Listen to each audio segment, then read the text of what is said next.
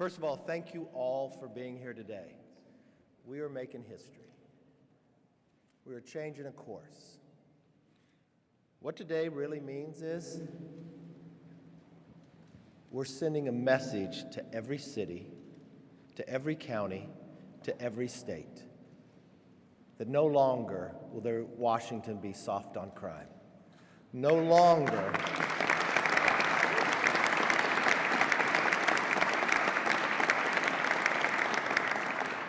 longer will we be defunding police. No longer will we be softening sentences. A new Republican majority changes the course. So this may just be a bill that makes D.C. safer, but it is a message for the entire nation that we want safe streets, we want safe communities, we want safe schools, and we know in a bipartisan way that everybody wants the same. So before I begin, I want to thank a few people. First of all, I want to thank the author, Andrew Clyde.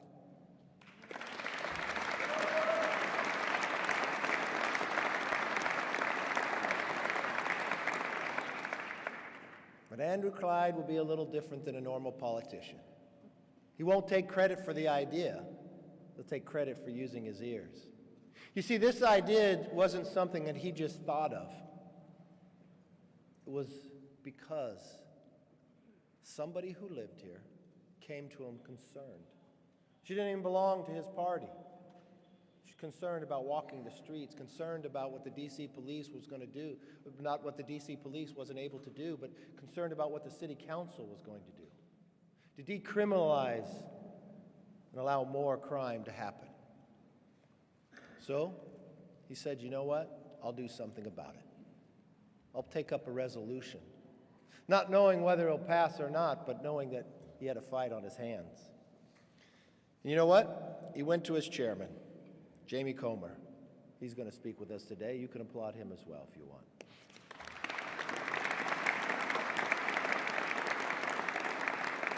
But also, we're very blessed to have a lot of law enforcement members as members of Congress who helped along with this.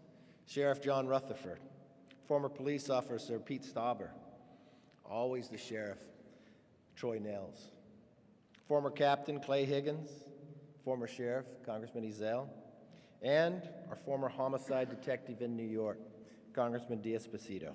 All of them used their expertise to help us. And that's why we are here today. We're here today because the issue is bigger than politics. We've watched what happened across this nation when people want to defund the police.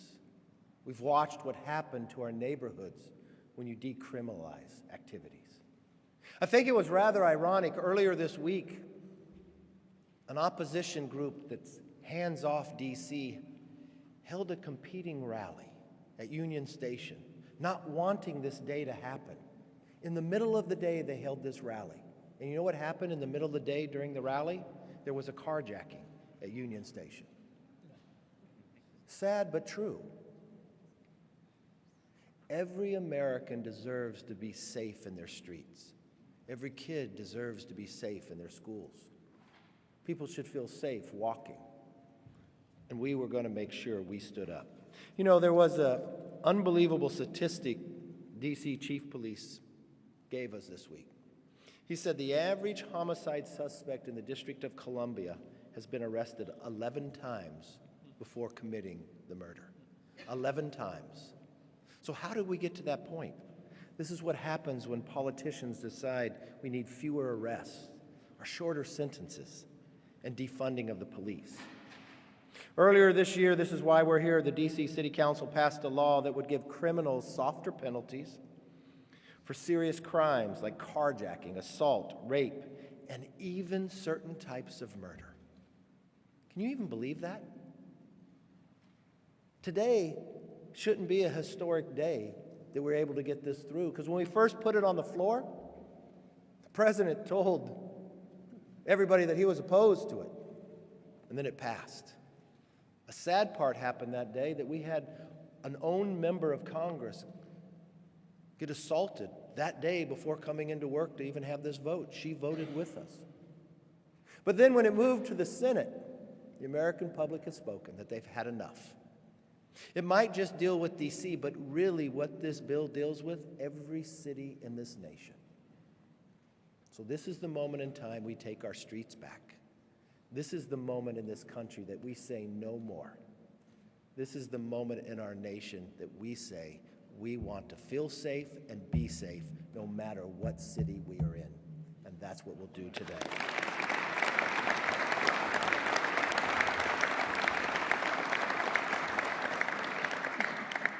With that, I want to call up our Majority Leader, Steve Scalise.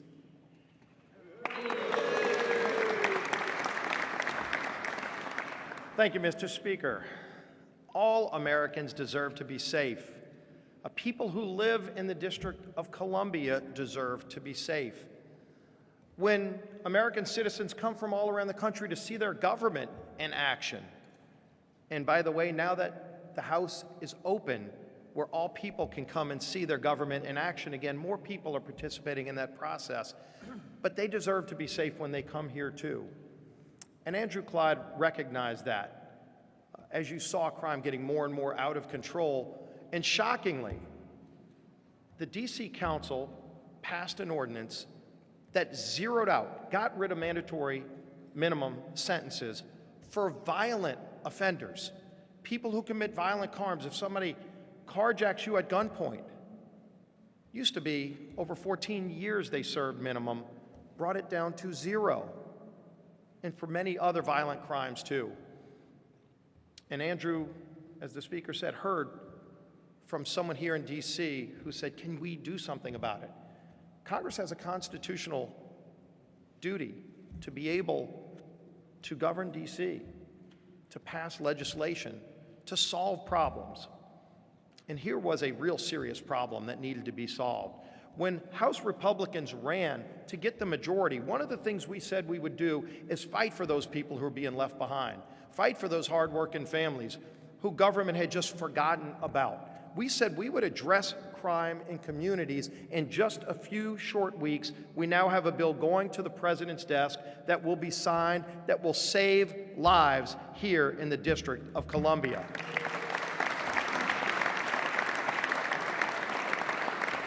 We wasted no time to start following through on the commitment we made to America to address serious problems. You've seen it in the last few weeks. We passed another important bill today that'll go to the President's desk and probably be signed to declassify information on the origins of COVID so Americans can find out how this really started. A disease that affected every American all across the country and people all around the world. And you're going to continue to see us bring legislation week after week to fight for those families who had been left behind for way too long. But today we're talking about a bill that's going to make communities safer. And as the Speaker said, this doesn't just involve D.C. We saw just a few days ago, the people of Chicago said, we're going to take our city back, and they fired their mayor. This is happening all across the country. People are fed up with crime that's out of control, and they want to do something about it, but we're going to do something about it as well. And this bill that Andrew Clyde brought forward, that all of my colleagues behind me proudly voted for, even with the President saying he was opposed to it, that's not why we do this. Whether or not the Senate's going to take it up, whether or not the President is going to sign it, is not the driving factor. The real issue is it the right thing to do for America? And if it is, we're going to do it, and then we're going to encourage the Senate to pass it. We're going to encourage President Biden to sign it. But at the end of the day, this is about getting this country back on track. And the D.C. police chief probably said it best just a few days ago when he talked about how dire this is. Because we stand with the blue. We've got the Fraternal Order Police here represented today. We support the men and women in law enforcement who keep our communities safe. But there's nothing more demoralizing to police officers who are risking their lives than when they see that they arrest somebody, a hardened criminal who committed a crime, created another victim. And even when they're found guilty, they get to walk scot-free and go commit more crimes. This is really happening. The police chief pointed it out. He said for every single person who's murdered, 11 other victims were created prior to that. So not only is this bill important to keeping our streets safe, there will be fewer victims in the District of Columbia when this is signed into law. There will be fewer homicide victims. There will be more people alive in the D.C. the next few months and years, because somebody who commits a homicide, if there's 11 other victims, if you put them in jail the first time they're caught, there's not those 10 other victims and the 11th person that's actually a homicide victim who's killed. This bill will save lives, this bill will make streets safer, and this bill will send a message for other people around the country in state houses and in cities throughout the country to take action just like we are to make communities safer. And the man who helps get the votes to pass these bills is our whip, the hockey player, Mr. Tom Emmer.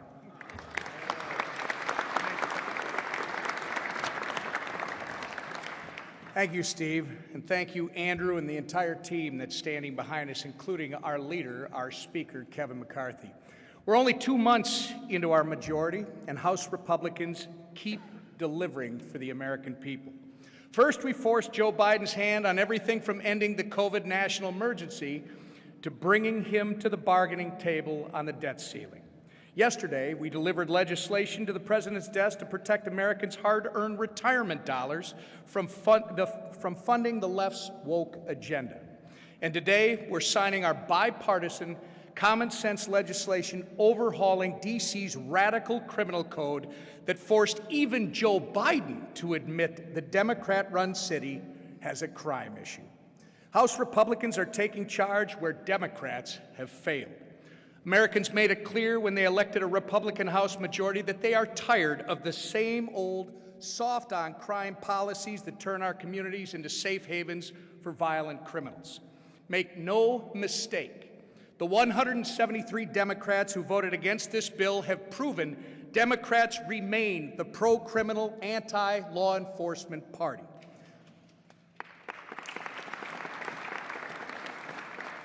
Sadly, I don't think that's something to cheer about. Joe Biden and the Democrats have a choice: continue to cave to the leftist lunacy that lost them total control of Washington, or buck the woke nonsense and join the GOP's battle to restore common sense to the nation's capital. Either way, Republicans are going to continue to lead the charge. And with that, Jamie Comer from Kentucky. Thank you, Mr. Whip. We're here today because House Republicans have kept a promise that to support legislation to make our nation safe, starting right here, right now, in our capital city. There's a crime crisis in our nation's capital, and the D.C. Council's soft on crime legislation was set to turn it into a catastrophe. But House Republicans, led by Congressman Clyde, stood up for the American people to block this reckless law from taking effect. The D.C. Council's progressive soft-on-crime legislation would have eliminated almost all the mandatory minimum sentencing requirements for violent crimes while drastically reducing the maximum penalties allowable to the courts. These changes would encourage criminals to run rampant in our nation's capital. The chief of police even said so. The D.C. Council also sought to grant the right to jury trial to include most misdemeanor offenses. This would have overloaded an already crowded D.C. court system and reduced the resources devoted to hearing cases for serious felony offenses. All Americans should feel safe in their capital city. But they don't because of D.C. Democrats' leniency towards criminals at the expense of American safety. Ensuring public safety and addressing crime is a cornerstone of the House Republicans' policy agenda. In November of last year, Americans voted for a new majority in the House, a new majority that will address crime head-on to ensure a nation that's safe. The D.C. Council legislation was a brazen rejection of law and order. That's why Congress took swift action to block it from becoming law.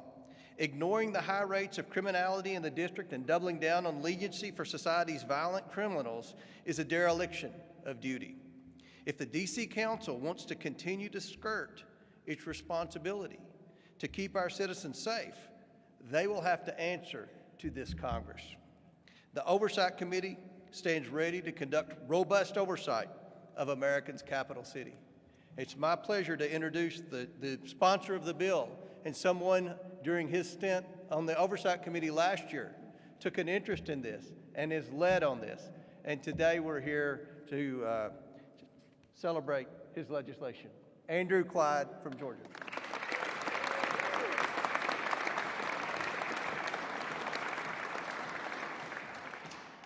Thank you, Chairman Comer. And first, I want to thank Speaker Kevin McCarthy and Leader Steve Scalise and Whip Emmer and Chairman Jamie Comer for their very strong leadership on this very important issue of personal safety. I'd also like to thank all the members from both sides of the aisle who voted for my resolution, HJ Res 26. All of you gathered here, thank you. It continues to be my goal to ensure everyone, residents and visitors alike, can feel safe in our nation's capital city. I also want to thank my staff by name. You need good staff to do your best work, and I have great staff.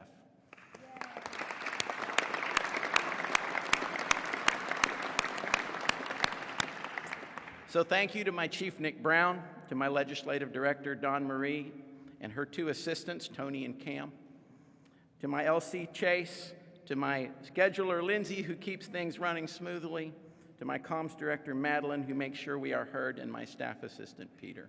Thank you all. Thank you very much.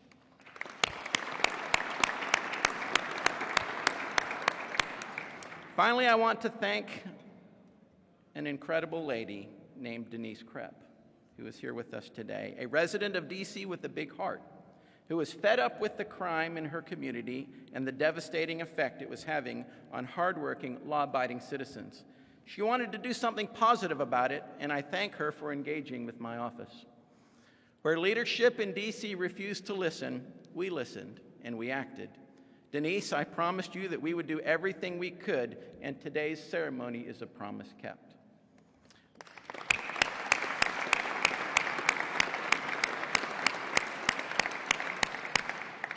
Again, I care about the safety of everyone in this city, where crime is out of control and must be reined back in. Against all odds, with this bill, we prevailed. And I'm pleased that my resolution received broad bipartisan support in both chambers, because combating crime is not a partisan issue. It's a common sense issue. I'm pleased the President changed his tune and agreed to sign it if it passed the Senate, and it did, 81-14. This resolution put members on members of both the House and Senate on the record on the issue of crime. While some still embrace the Council's soft-on-crime law, many joined us in passing my common-sense anti-crime resolution that will effectively strike down the radical rewrite of Washington's criminal code that would have emboldened violent criminals and exacerbated an already serious crime crisis in D.C. This is a major win for House Republicans, as this is step one in keeping our commitment to ensure we have a nation that is safe, one of the 4 pillars in our commitment to America, and we are starting with our capital city. I now urge President Biden to keep his word by signing my resolution so we can move forward in our fight to restore law and order here in Washington, D.C. So thank you, and I now yield to Mr. Mick McHale, the National President, National Association of Police Organizations.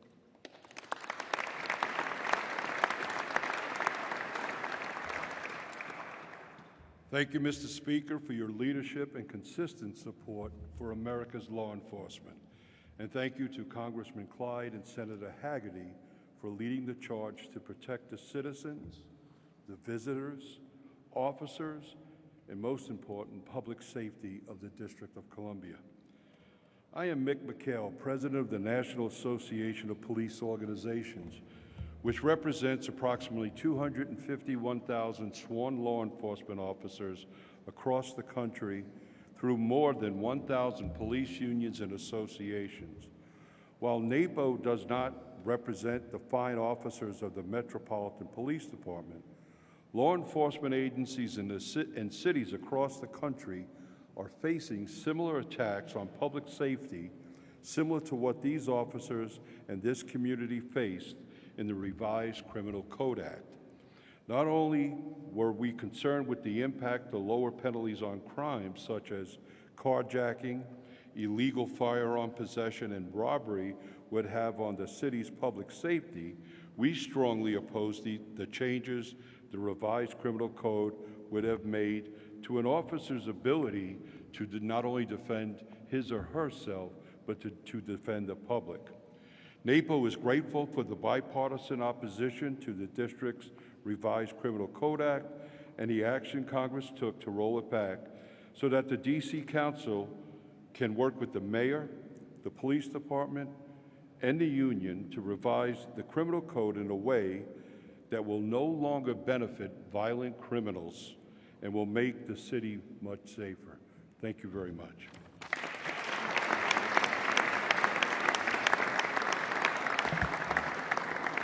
Now I want to introduce Patrick Yos, National President of Fraternal Order of Police. Mr. Speaker, thank you. And thank you for your leadership and to all the members of Congress. One thing that Americans are united on is their fear of crime in our country. One thing that America is united on is wanting to find solutions to real problems. And here we are. We find ourselves in a number of cities, including this city, and thank you for the leadership here to stop depolicing the police and decriminalizing criminals. One thing that America is united on is they're looking across this country and seeing cities that have taken steps to do just that, and they see the carnage that's happening in their cities. So on behalf of the 364,000 members, of which includes the Metropolitan Police Department, I thank Congress for taking the steps in making not only this city safer, but also the brave men and women who show up and suit up every single day and show up in this community, in this capital city, in order to make it safe. If we're truly going to make an improvement in the criminal justice system, it's going to be because everyone is working together to do so. And putting that at the feet of law enforcement, demonizing law enforcement, and having these discussions and coming up with this bill that this act that did not include a rank-and-file police officer's perspective on any of it, shows that it was a flawed process to start with. So again, thank you for making our jobs, our very difficult jobs, safer in the capital city. Thank you.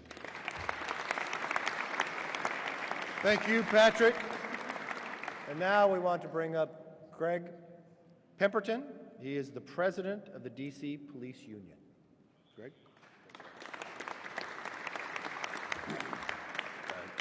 Good morning. My name is Greg Pemberton. I'm the chairman of the D.C. Police Union. We would like to formally applaud the work and the bipartisan passage of the House Joint Resolution 26, which disapproved the action of the District of Columbia Council in its approval of the revised Criminal Code Act.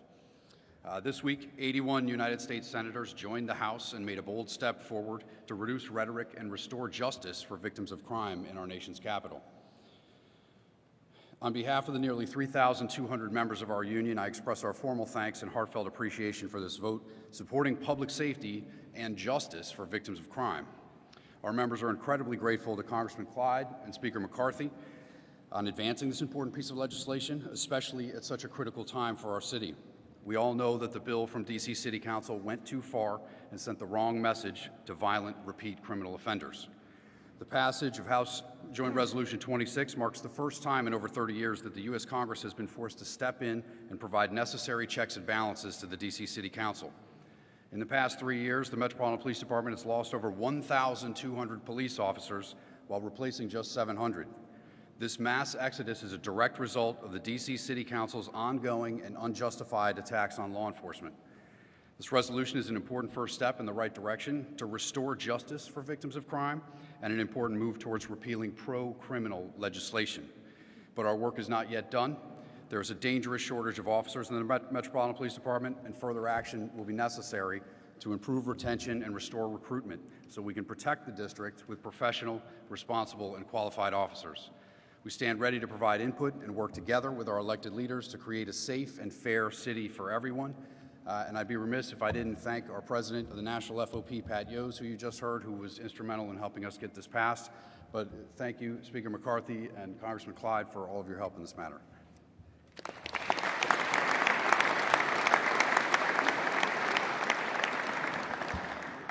We thank the officers for their work. We've known that, as Greg just told you, the number has been decreasing. That's the wrong direction we should go. And too often when people come to this city, they become a victim of crime. And unfortunately, we want to put a stop to that. We made a promise in the commitment to America to make our nation safe. This is just the beginning. But with us when our last speaker, Will Dixon, has happened to have been one of those victims that we want to have fewer of and come to the point where nobody becomes a victim here. Will?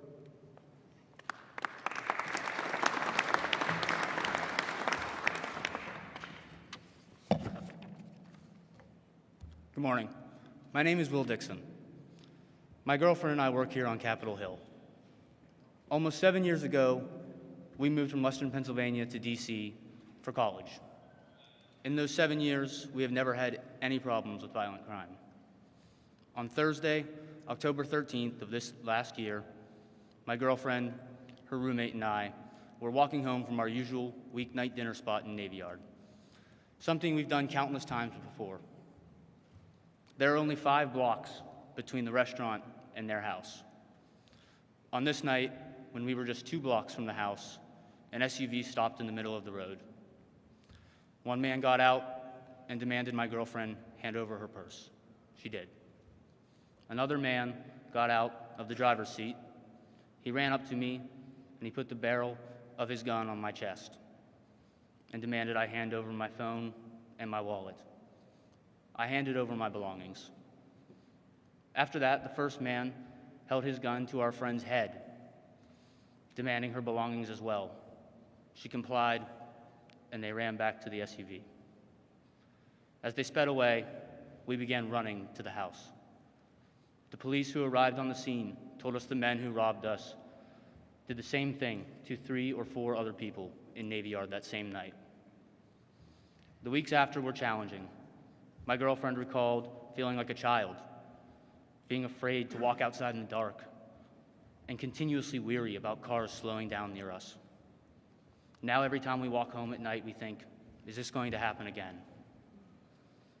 Unfortunately, nearly 5 months later, the men who robbed us have not been found. Under the D.C. City Council's proposal, the punishment for these men would be drastically reduced.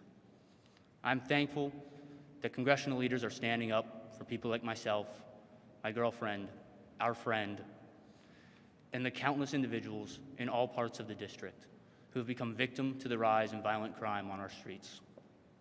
Thank you, Speaker McCarthy, for allowing me to share our story today, and just as importantly, for taking action to address it.